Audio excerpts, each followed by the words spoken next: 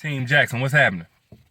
So, on one of my recent videos, I think it was the one about why relationships these days don't tend to work out, I talked about how there's far fewer men who are both relationship ready and available versus the plethora of men a woman has to go through who are not before they finally get to one who is. Well, I got some feedback from guys talking about how they're one of the guys who's relationship ready and available, but they seem to get chosen over by all the women. And then I also got feedback from women saying, where are those guys who are relationship ready? Because I ain't seen none.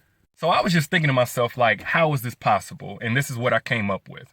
Most women want to be with a man that she's attracted to. That's understandable. But since that's the first step to get into a relationship, once she's turned off, it tends to not go much further than that. However, there are some guys within these things that would normally turn a woman off at first impression based on where they're at in their lives that have the capacity to be the kind of man that she wanted all along. She just left too early and would be best served to give those guys a second look.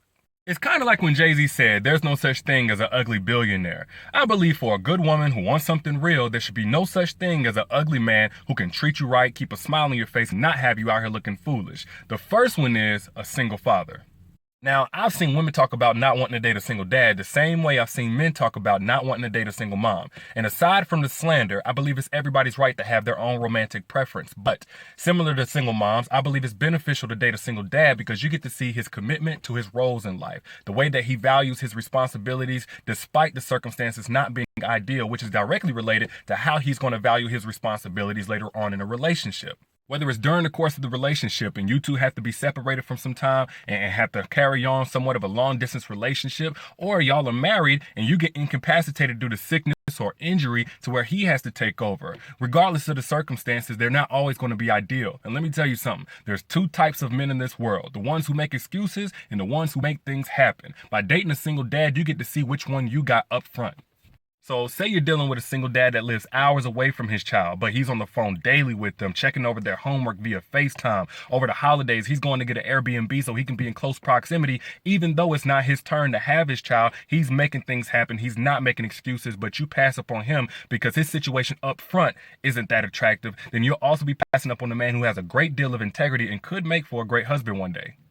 The second kind of guy I think a lot of women write off at first impression, but would be best served to give a second chance to, is the guy who appears to be broke, but he's not broke. He's just living within his means. You know, he doesn't spend a lot of money on his car. He doesn't spend a lot of money on his clothes or expensive dates. And it's not because he doesn't have it, but because he's trying to save it so that one day he can have plenty and not be stressed about it.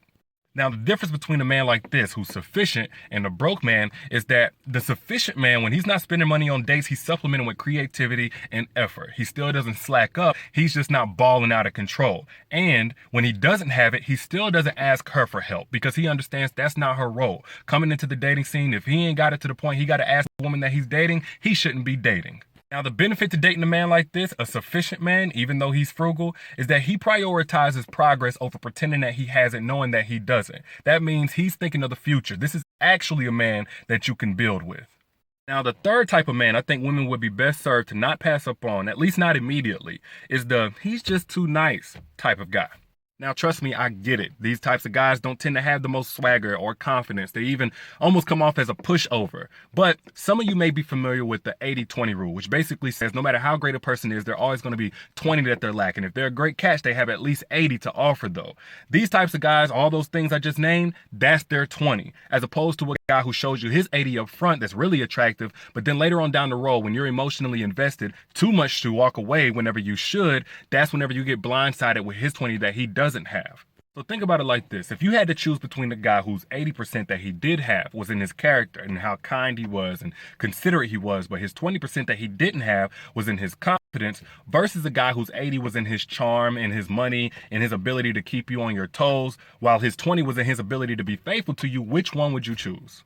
Now, I'm not saying that you should go and hound the next guy that you're unattracted to and that's going to lead you to happiness. What I am saying is when you're dating a guy and you come across that thing or that characteristic that tends to be a buzzkill and kind of deflates you, you know, and your excitement about getting to know him further, ask yourself, is the thing that's deflating you actually going to block your long-term happiness with him? Or does it simply conflict with the kind of man that you thought you would be with?